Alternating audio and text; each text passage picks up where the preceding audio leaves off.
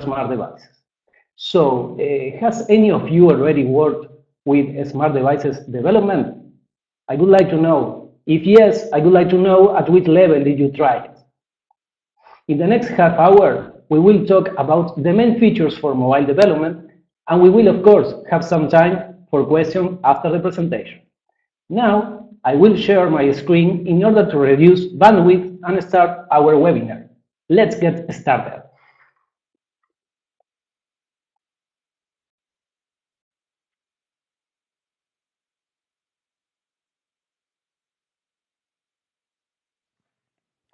We have a common reality in which the companies actually have their current systems with data integrated with other external systems. Nowadays, new projects are being requested from our clients with mobile and web requirements. Therefore, we have GeneXus 15. Some of the topics included in our agenda are multi-platform, architecture, GAM security, connectivity, user experience, push notifications, and live editing. GeneXus 15 is the latest version of GeneXus that handles all of these concepts, new solutions with high user experience and incremental methodology. That is the most productive way of moving forward. For the whole community, we have some news for you. The switch generator. In the latest version of GeneXus 15 Upgrade 2, we have included the switch generator. That is a big step for the community. Congrats to our development team for that achievement. We also have support for Android 7 and iOS 10. Then we have the mobile scenarios. So far, we have developed applications for smart devices that were always connected through the internet to the web server. An important feature for smart devices is to allow the application or part of it to keep running when there is no internet connection. And what does it mean? It means that when I am using an application connected to the internet and somehow the connection is lost, I still have my application running. When I finally recover my connection to internet, a synchronization process will take place. Now, I will introduce you the online and offline architecture topic. Each smart devices platform has its own language and therefore its own extension for the compiled file. For example, for Android it is the APK extension. This file must be downloaded and installed on the device. It will encapsulate all the metadata and images. This metadata will contain all information related to the application. We will only need access to the server in order to execute the REST web services that will return the current data. To compile the application for Android, all we need is to indicate under the environment properties the startup object. For example, dashboard object. In this case, when we press Run, we will compile the application, which will be uploaded to the server. Good. Now, let's talk about offline. Let's see how we do this in GeneXus. We have a property called connectivity support, available for all smart devices objects, which includes three options: online, offline, inherit. What do these three options imply? Online is the default option for smart devices' main objects, and the way we have been working so far, where our application is fully connected. The inherit property is included by default in all smart devices objects that are not main. This means that they will inherit the behavior of the parent. The offline property is the one we are most interested in today. So you might ask yourself, what happens when I set an object's property with connectivity support offline? Suppose we have an application for an event and a dashboard for which I set up the connectivity support offline. What happens immediately afterwards? An SQLite database is a database engine that we have on the client side. The next time I execute or compile, a new object called offline database will be created. It will define the tables that go to the client database and also the data taken for synchronization. But can we filter the results of the sync received criteria? Yes, we can add conditions in order to filter the data received criteria. According to this, we can protect the information, avoiding other users to view all records or to avoid getting all the records of the server database to my device due to hardware restrictions. For last, the client database and the server database will have to remain consistent with one another through a process called synchronization process.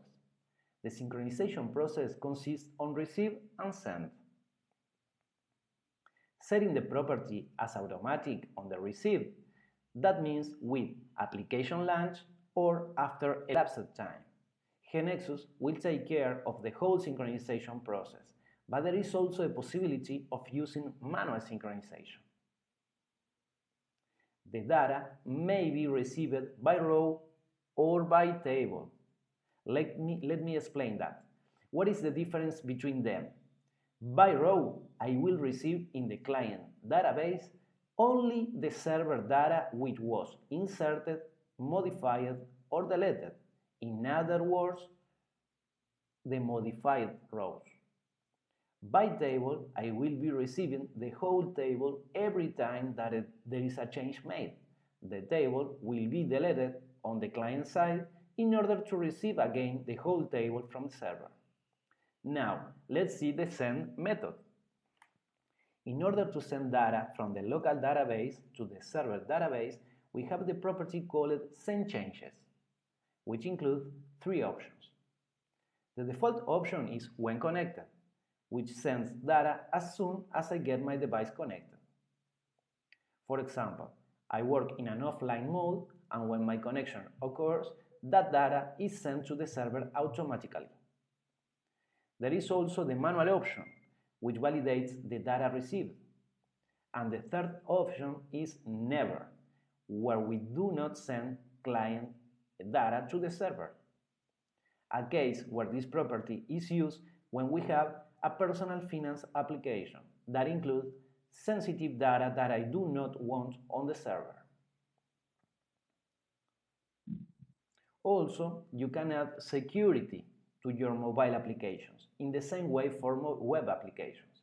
What we must do now is to activate GAM from our application. We will configure the Enable Integrated Security property and assign the true value.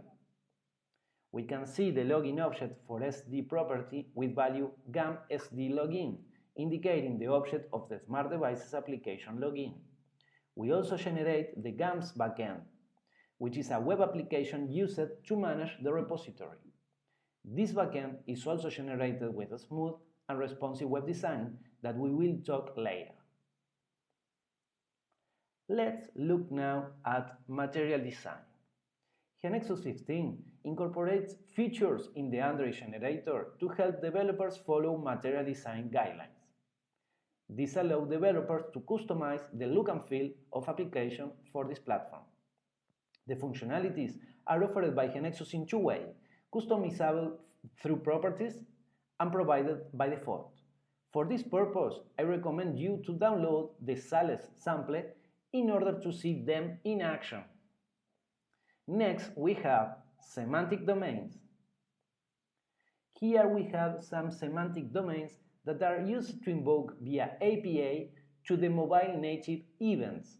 Geolocation integration, for example, GeneXus used the GPS to offer geolocation functionalities. Phone integration easily integrates the contact list and it calls functions to the application. Email. This domain can handle an email address, validate it, and the email client will be automatically invoked. Share. It integrates functions for sharing content with your already installed applications on the device. Audio, image. These domains can store audio and image content. Camera and video, it interacts with the device camera.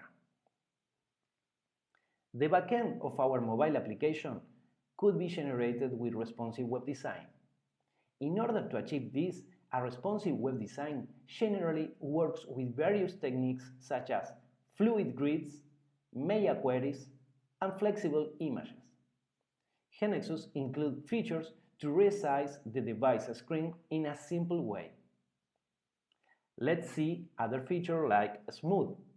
Smooth is a feature that makes the user experience positive. When the web user experience property is set to smooth, each web component is rendering independently from the main page. The web application performance is improved by reducing the time response from the server. Now we are ready to introduce the concept of push notification. Push notification allows receiving alerts in smart devices from our remote servers, even when the smart devices applications are not running. We have three main components: smart devices application, which will be the client side of the push notification service, web application, which will be the server side of the push notification, and push notification service as an external resource that provides push notification delivery.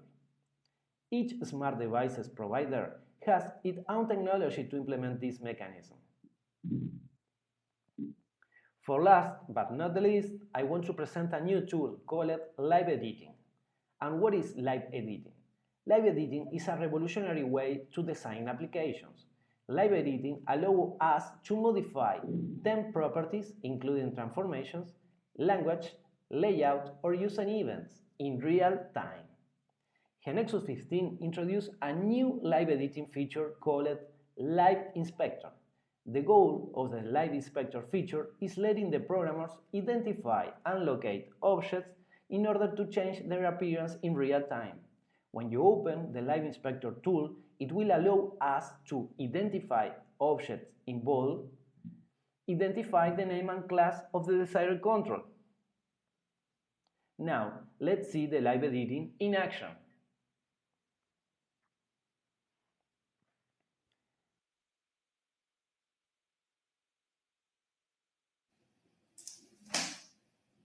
Well, here into GeneXus, we need to choose live editing and press run. Here we have my emulator with the events app. Here we have the live inspector. The live inspector has some functionalities in order to rotate, in order to pen. You can zoom in, zoom out, and see different levels of separation.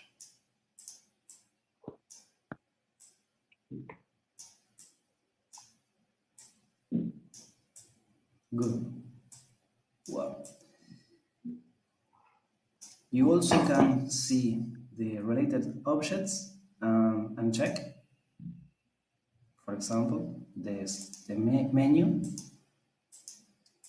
the application bar,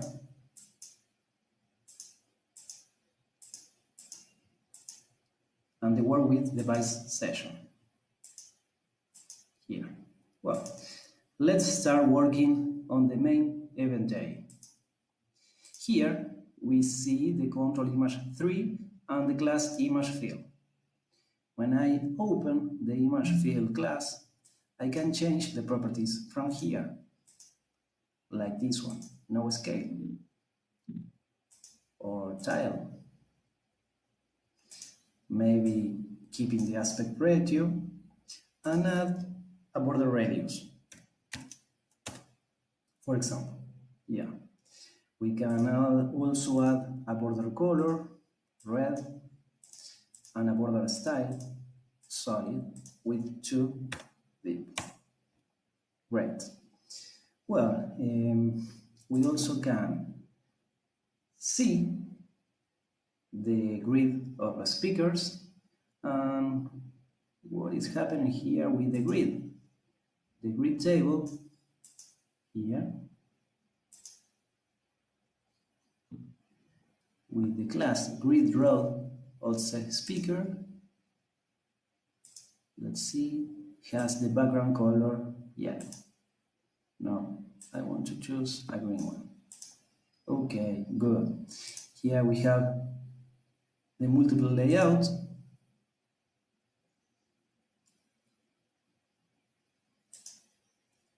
Let's see the attribute margin. Um, the forecolor will be red. Good, good. Once there, we can show the description of the speaker. We can change their image here with some effect or transitions. We also want to a border radius.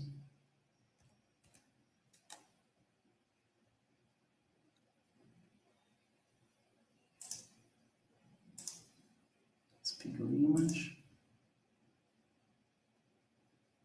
class here, here. Easy. Well, let's see. On sessions, we can work here. Explore. We can change the track color from the class table track orange for another one like blue or here. Great. Once you are into, you have the same color there. Great. Well, if you change some attribute like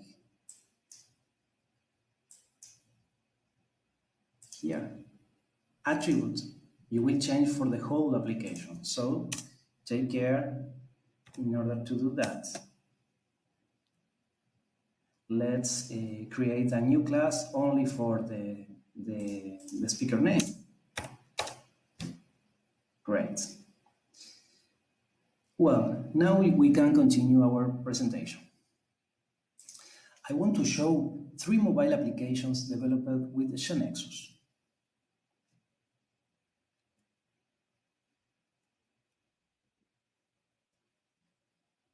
Here we have Find My Plane, a mobile application also in Android and iOS to keep track of desired flights with material design included. We have also the Soccer Mexico League to follow your favorite soccer team for Android and iOS released last year. And for last, What to Listen is a music player application. Well, my personal recommendation for you is instead of focusing on the full solution or technologies, focus on each separate component. GeneXus will integrate them and take your mobile application to the next level with new business model, new platform or integrations without worrying about code, database or servers until you get the full solution step by step. This is how GeneXus works in an agile, incremental, technology-independent way. To sum up, let's see the GeneXus benefits. GeneXus provides numerous benefits, reducing the time to market with high productivity, improving the efficiency, reducing the risk and development cost with all the support of GeneXus team and community. If we all agree, software development should be easier. From our side, we will keep working on that. I hope you have enjoyed my presentation introducing GeneXus 15 for smart devices, and I am looking forward to answer your questions about it. Thank you.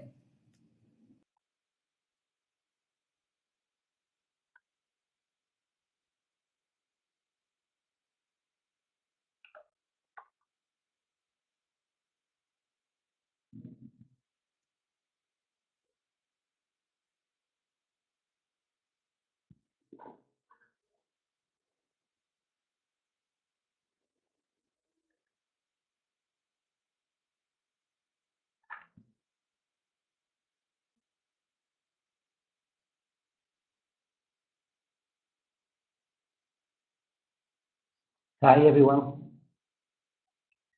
Do you have any questions after this webinar? We will share a live URL in order to see again this webinar through YouTube.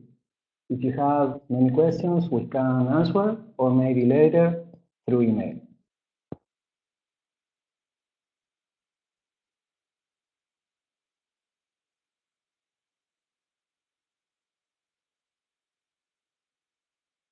Thank you, Gabriel.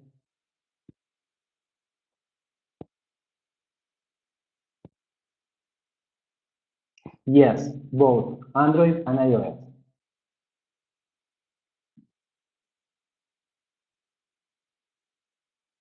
Hi, Scott, Matthias.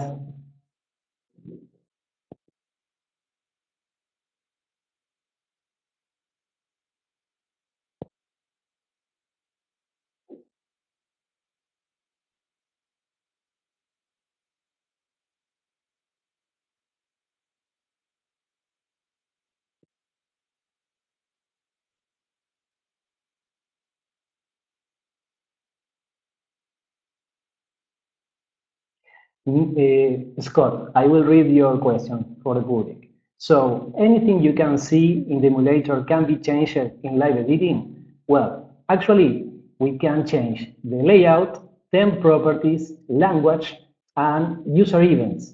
Not everything you can change. You can change that things that you don't need to recompile the whole application.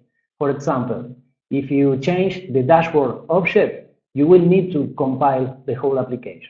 But in our example, we have an SD panel as main object, and we change it in the runtime.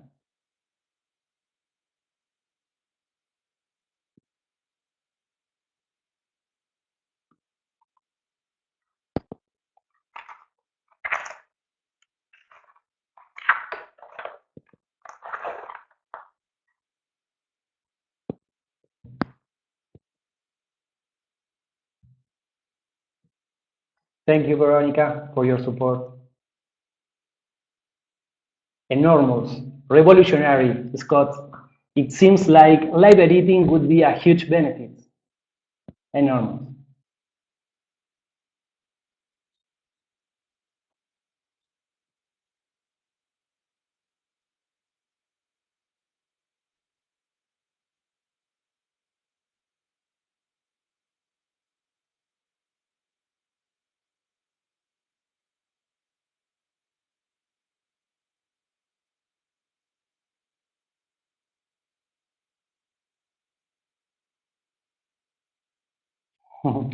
We also, it was funny to start working with this technology. And the live spectre, even greater.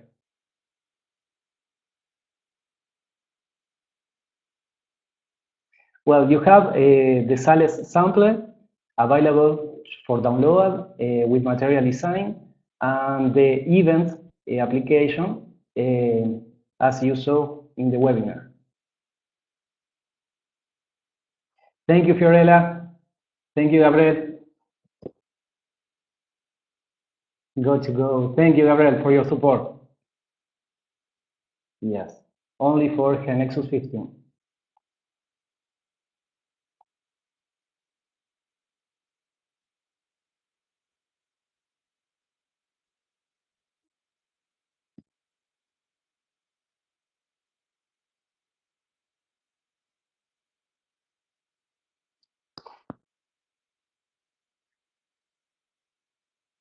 Good.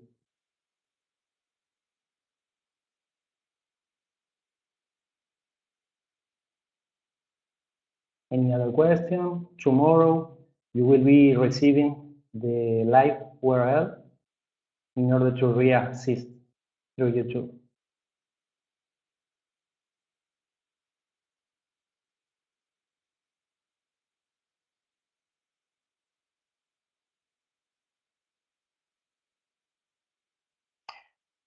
Sergio, does any of this work for web or only SSD?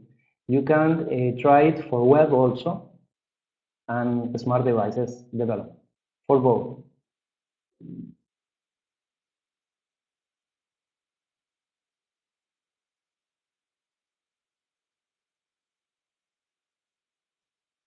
Thank you all. I see you next time.